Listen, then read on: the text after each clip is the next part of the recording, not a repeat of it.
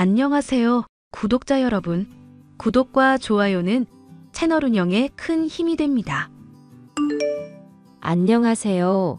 저는 최근에 남편과 이혼을 하게 된 40대 중반의 여성입니다. 늦은 나이에 하게 된 재혼이라 신중한 판단을 했어야 했는데 그러질 못했었던 게 많이 후회스럽기도 하네요. 당장 경제적인 형편이 곤란하다고 해서 함부로 사람을 만나는 것은 좋지 않구나. 그런 교훈을 얻게 된 사건이었습니다. 그 사연에 대해서 얘기를 해볼까 해요. 여보, 나 아무래도 공무원 관둬야 할 것 같아. 워라밸이 좋다고 해서 공무원을 하려고 했었는데 악성 민원 한번 겪고 나면 진짜 머리가 빠지고 만사가 다 귀찮을 지경이거든. 나도 진지하게 생각해보고 말하는 거니까 허락해줘. 당신 공무원의 뜻이 있어서 늦가기로 간신히 합격한 사람이잖아. 내가 그동안 당신 합격시킨다고 뒷바라지를 1년이나 했었는데 이제 와서 관둔다고? 어미야, 입은 삐뚤어졌어도 말은 똑바로 해야지. 네가 우리 민재 뒷바라지를 했으면 얼마나 했다는 거니? 애 나이 40 넘도록 옷가게 일 돕도록 하면서 먹고 살게 한 건 나다. 애가 시랑 소설에 뜻 두고 이제 꿈을 펼쳐보겠다고 하는데 그걸 인정 못해서 공무원을 계속하라는 거니? 어머님, 그이가 책 읽는 거 좋아하는 거랑 시 쓰는 거 좋아한다는 거 저도 잘 알고 있어요. 애초에 그이랑 결혼하게 된 것도 꿈을 계속 놓지 않는 모습이 보기 좋아서 그런 거였고요. 그런데 현실이랑 이상이랑 어느 정도 타협은 할 줄 알아야 하지 않겠어요? 어머님 옷가게 일도 잘 안 풀려서 접는다고 하셨는데 그이마저도 수입이 뚝 끊기게 되면 그때는 형편이 너무 어려워지잖아요. 아시다시피 하영이도 이제 곧 대학 들어가게 될 텐데 등록금이며 이래저래 깨질 돈도 많고요. 넌 어떻게 된 애가 그렇게 이기적이니? 우리 민재가 다 큰 애 딸린 너랑 재혼한다고 할 때도 반대 안 했었던 나다. 그럼 너도 어느 정도는 양보를 하고 받아들여야 하는 부분이 있어야 하는 거 아니냐. 어머님, 저도 할 말은 있어요.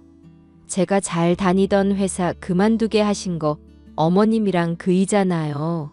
옷가게만으로도 충분하니까 끼니마다 밥 잘 차리고 집안일이나 잘하면 된다면서요. 그러다 갑자기 경제 사정 어려워지니까 저보고 일하라고 하셨죠. 그동안 경력 살릴 수 있는 직장 구한다고 하니까 그럴 시간 없다면서 당장 식당 일이라도 1년만 하라고 하셨고요. 당신도 동의해서 한 일이잖아.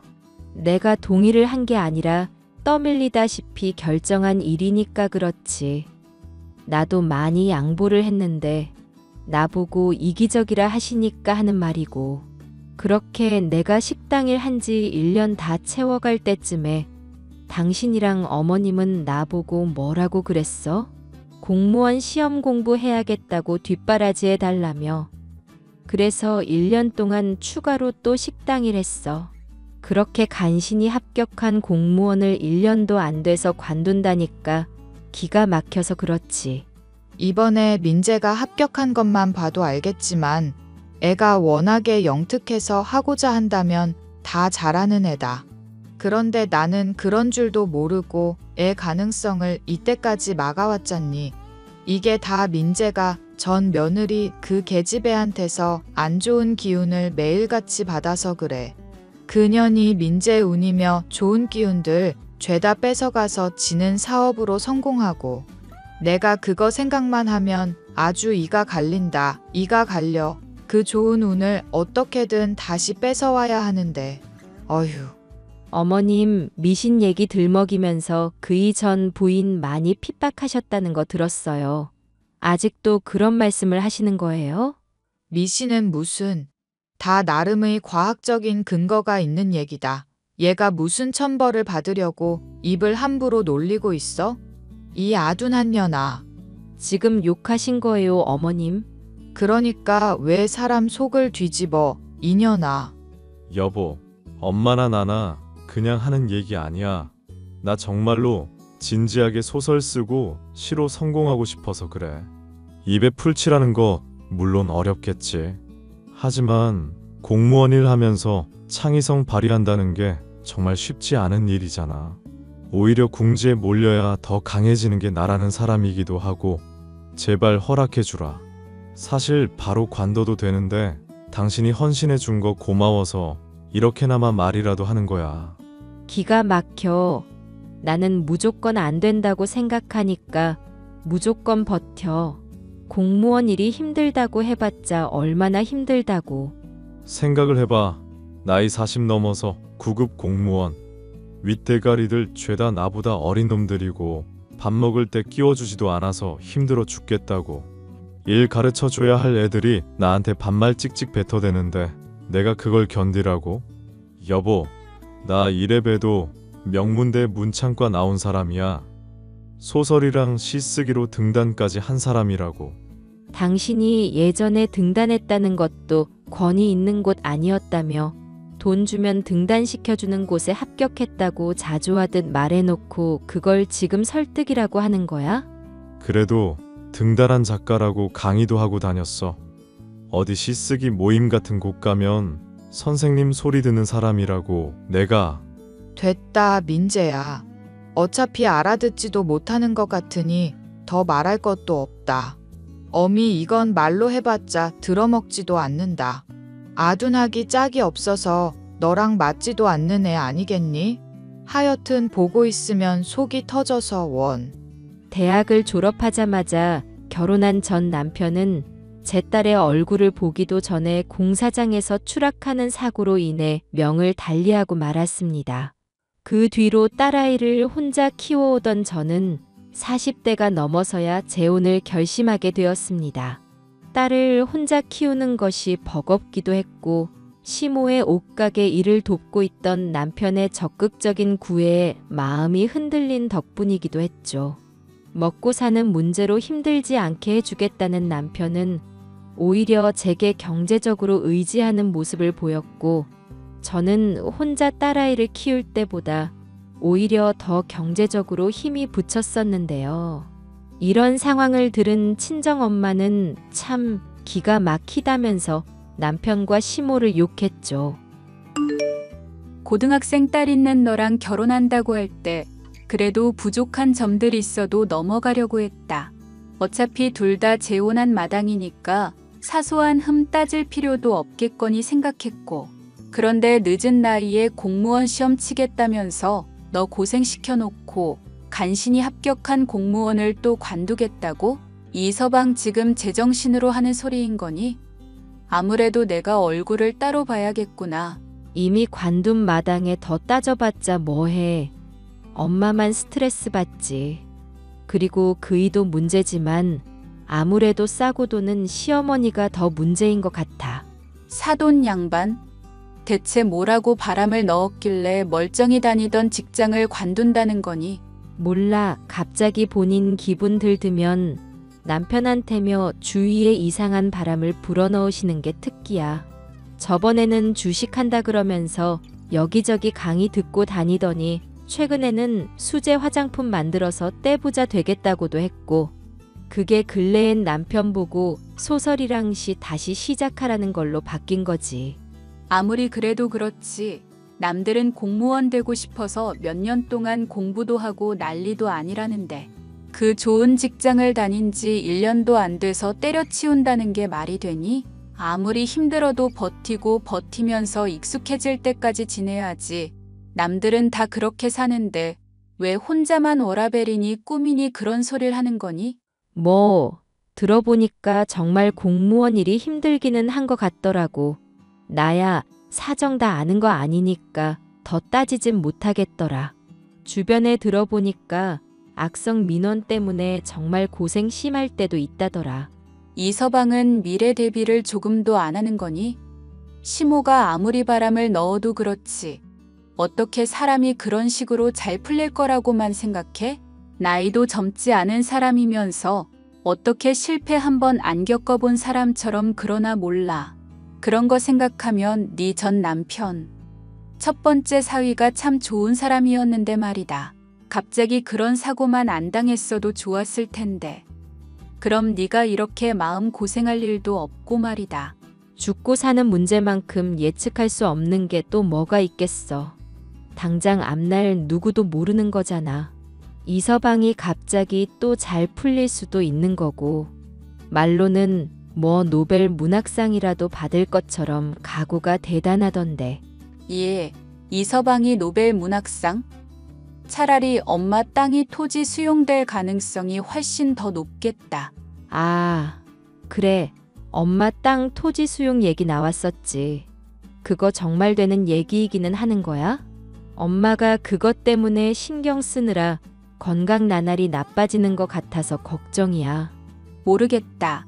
부동산 업자 말 들어보니까 얘기가 주변에 돌고 있는 것 같기는 한데, 그것만 잘 풀리면 너나 나나 신세 훤히 피는 건데 신경이 쓰이고 두근거려서 엄마가 잠을 통 못 자겠구나.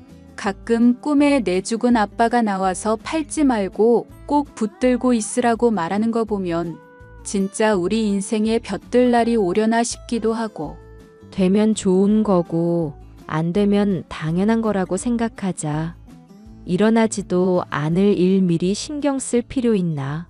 계집애, 넌 그럼 왜 요양보호사 자격증 미리 따놓은 거니? 이 엄마 아플 거 대비해서 따놓은 거 아니야?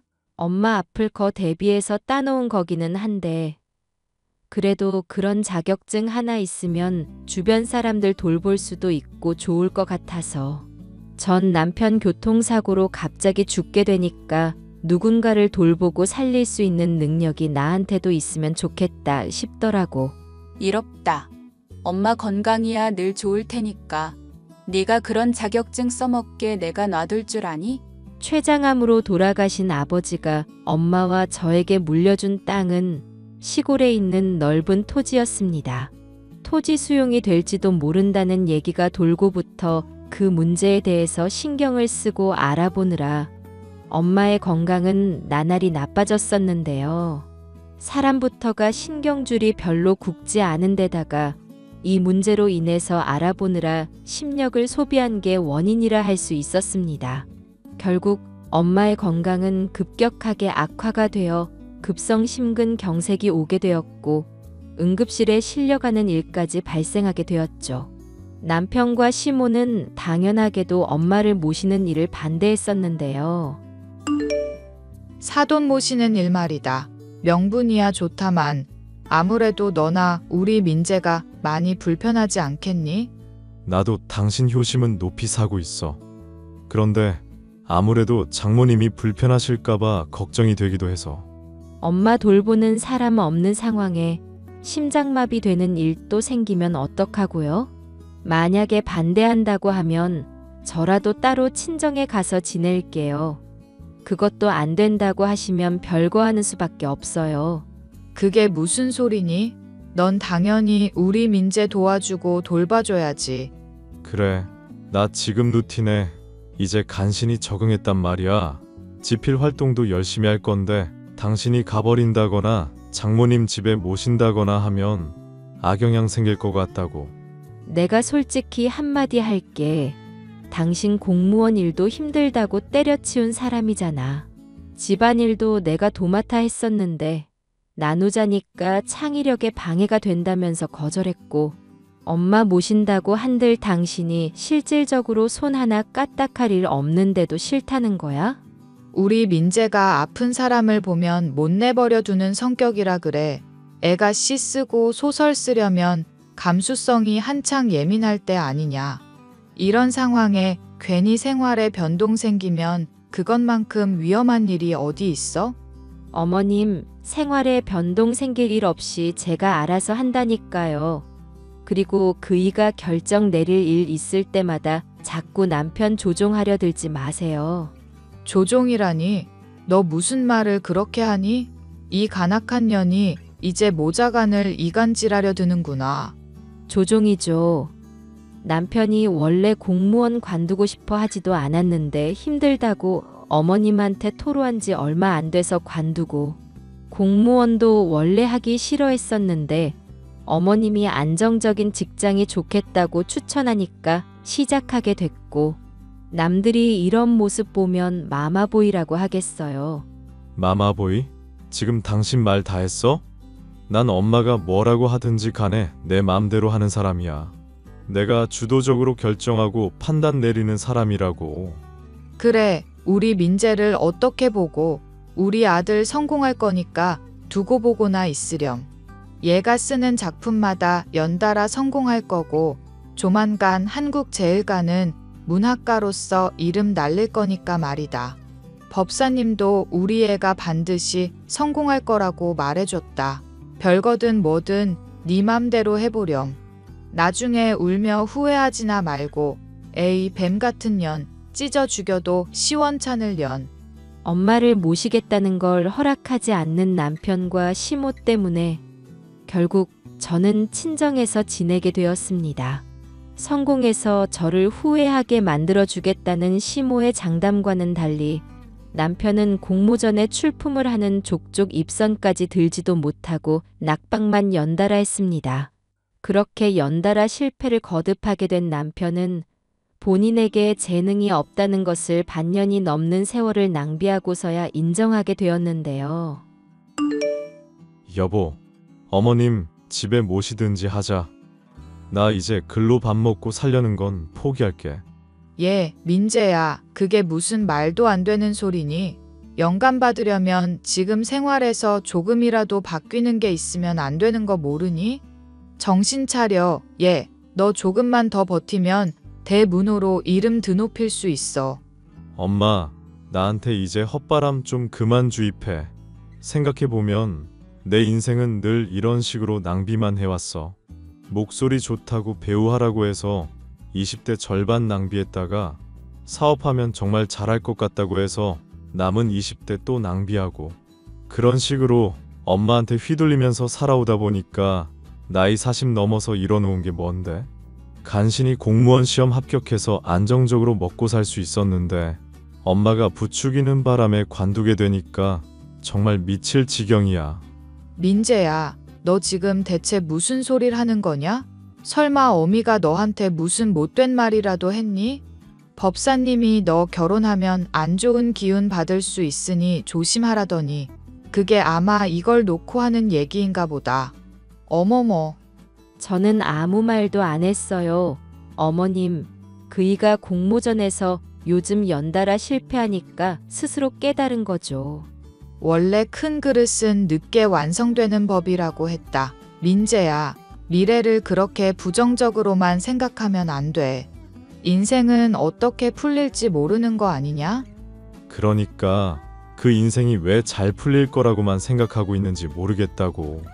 엄마가 말하는 것만 들으면 항상 잘 될 것 같이 들리고 세뇌당한 사람처럼 제대로 판단이 안 돼.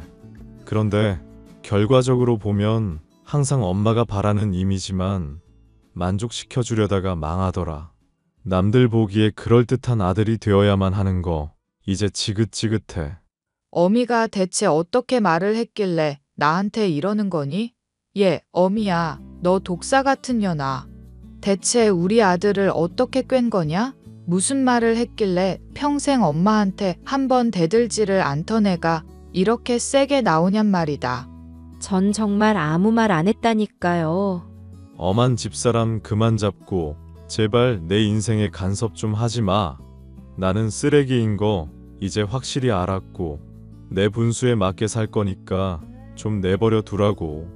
아이고, 민재야, 그게 무슨 엄마 속을 뒤집어 놓는 소리니 민재야. 생각을 해봐라. 시인 이민재, 소설가 이민재, 얼마나 듣기 좋은 소리니? 책 하나 적당히 베스트셀러 되면 인물도 좋겠다. 방송 나와서 얼굴도 알리고 얼마나 좋아? 응? 이것 봐. 엄마는 결국 남들 눈에 대단한 아들이 필요할 뿐이잖아. 내 인생 조종하려는 거 이제 그만하라고. 시모와 남편의 사이가 멀어지게 되니 그제야 남편과의 결혼 생활이 바른 방향을 향해 가는 듯한 기분이 들었습니다.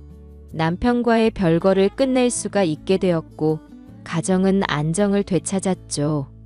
엄마 역시도 집에 모시게 되었고 남편을 일을 시작해 딸아이의 대학 입학으로 인해 나가는 돈 역시도 어느 정도 감당을 할 수 있게 되었습니다.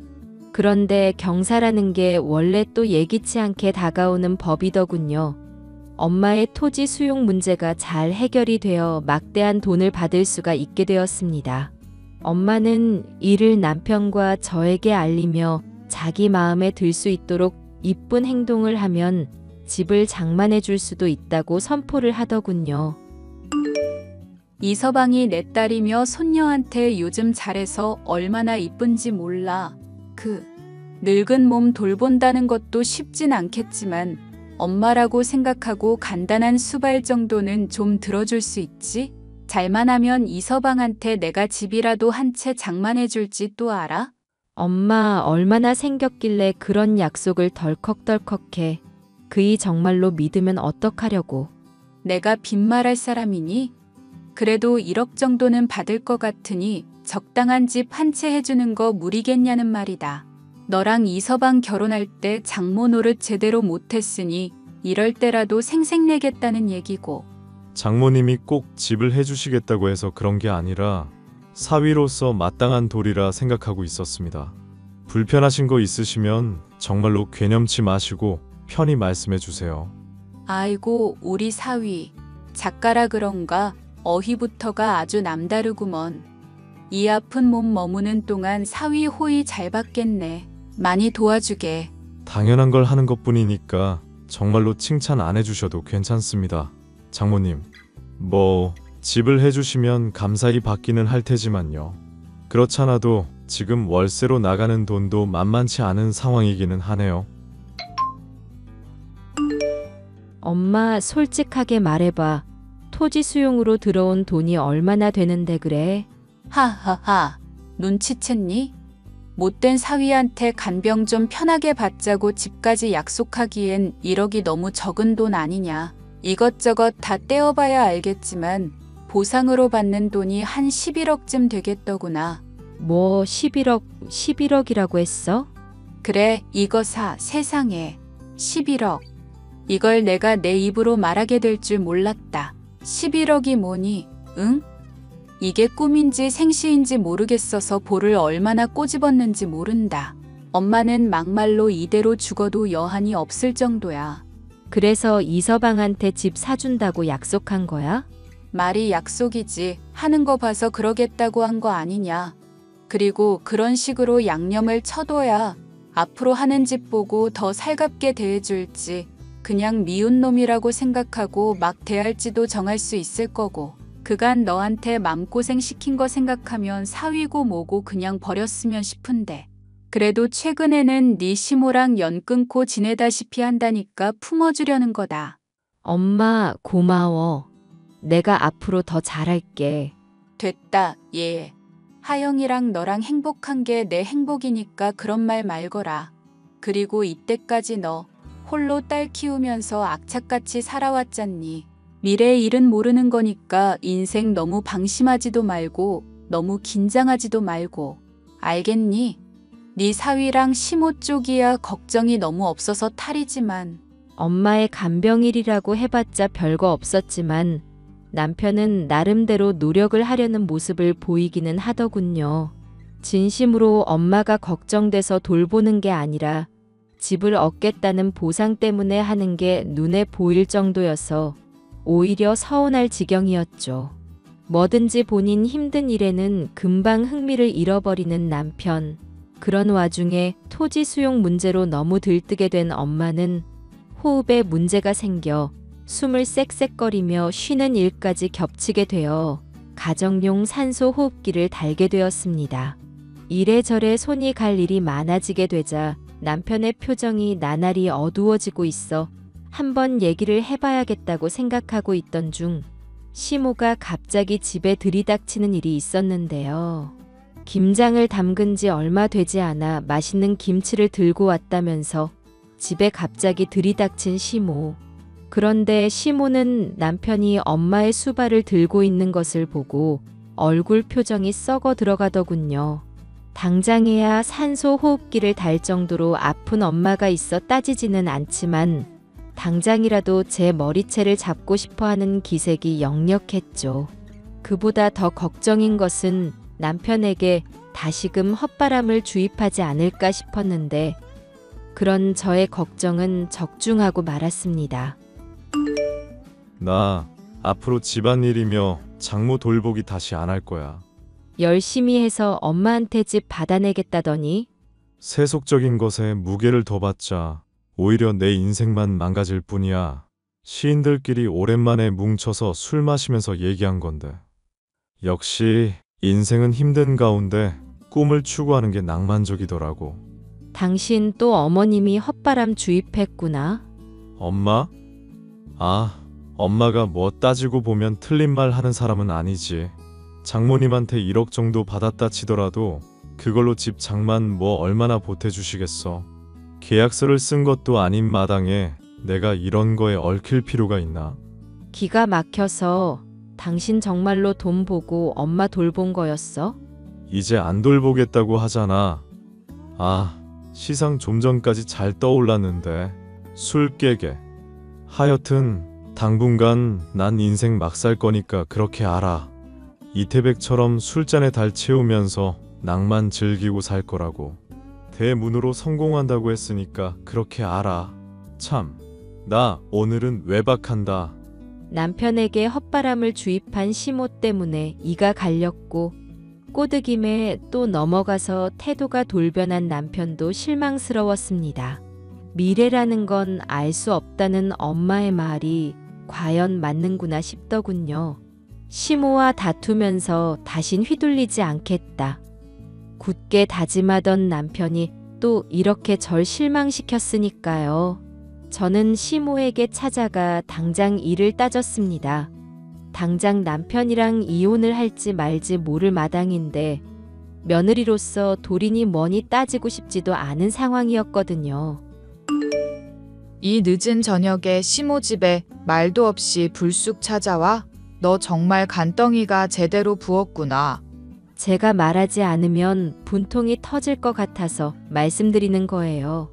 그이한테 또 헛바람 들게 하셨잖아요. 시인이니 소설가니 포기하고 건실하게 살려는 사람을 왜 자꾸 흔드시는 건데요? 걔 운명이 그렇게 정해졌다는 걸 난들 어쩌겠니? 우리 애가 너 같은 년이랑 빌빌거리고 산다고 같은 수준으로 보지 말 거라. 재수가 없으려니 원. 너 같은 년은 한 트럭을 줘도 우리 민재랑 못 견줘. 너랑 같이 살면 우리 민재 멀쩡한 운도 바닥을 칠 거란 말이다. 말씀 다 하셨어요? 아니, 말씀 아직 다 못했다. 그리고 네 엄마 병시중이나 들게 하다니 제정신이니? 우리 민재가 어떤 애인데 그딴 천한 일을 시키고 앉았어? 내가 네 어미 산소 호흡기 떼버리기 전에 그냥 당장 이혼하거라. 이혼이요? 좋아요. 한번 생각을 해봐야겠네요. 참, 병시중 들면 울 엄마가 집 사준다 했는데 그런 거 고려해도 저랑 같이 있으면 운이 나빠지나요? 엄마가 토지 수용으로 목돈 갑자기 생겼는데도 그게 운이 나빠진 건가요? 뭐? 자, 잠깐만. 그건 또 무슨 얘기니? 그럼 집을 사준다는 말이 정말이었다고? 민재가 그냥 아무렇게나 하는 말이 아니라? 그이 말을 얼마나 무성의하게 들으면 그런 문제도 제대로 파악 안 하고 있으셨을까 싶네요. 그래봤자 고작해야 1억밖에 안 되지 않니? 그걸로 뭘 누구 코에 붙이겠다고. 1억이 아니라 11억이요. 아니, 됐어요. 1억이든 11억이든 뭐가 중요해요. 어차피 이혼할 건데요. 뭘. 어미야, 잠깐만 내 말 좀 들어보거라. 나는 그런 선물이 있는 줄은 꿈에도 모르고 있었잖니. 법사님이 말한 귀인이 바로 너였던 거구나. 세상에. 저는 미신 안 믿어요. 어머님. 아니, 내가 말이다. 지금 사실 옷가게가 망해가고 있던 중에도 개모임에 꼬박꼬박 돈을 넣고 있었다. 그런데 개주가 도망을 가질 않나. 민재 전 며느리는 사업에 흥한다고 하질 않나. 거기에 사돈 양반 간병까지 하고 있으니 속이 정말 뒤집어지더구나. 이대로 가면 아들은 물론 내 인생까지 망하게 생겼고 지금 사채까지 써서 이자만으로도 감당이 안 돼서 집을 팔까 말까 고민하는 중이니 너무 마음이 안 좋아서 그랬다. 내가 진심으로 너한테 사과를 하마. 응? 화 풀어라 아가. 내가 이렇게 무릎을 꿇고 빌도록 하마. 기가 막히네요. 정말 이렇게 돈 때문에 사과하실 거였으면서 그동안 절 그렇게 핍박했던 거예요? 결국 어머님이 믿는 미신이라는 것도 상황 따라 이래저래 바뀌는 것뿐이고요. 예, 정말 내가 죽을 것 같아서 그래. 살려주렴. 이 시모가 앞으로는 너한테 정말 잘하도록 하마. 아들한테 괜히 바람 넣는 일도 없도록 할 테고, 응? 무릎을 꿇고 비는 시모의 모습에 기가 막혀 한숨을 쉬고 있는데 어디선가 흥얼거리는 노랫소리와 함께 남편이 나타나더군요.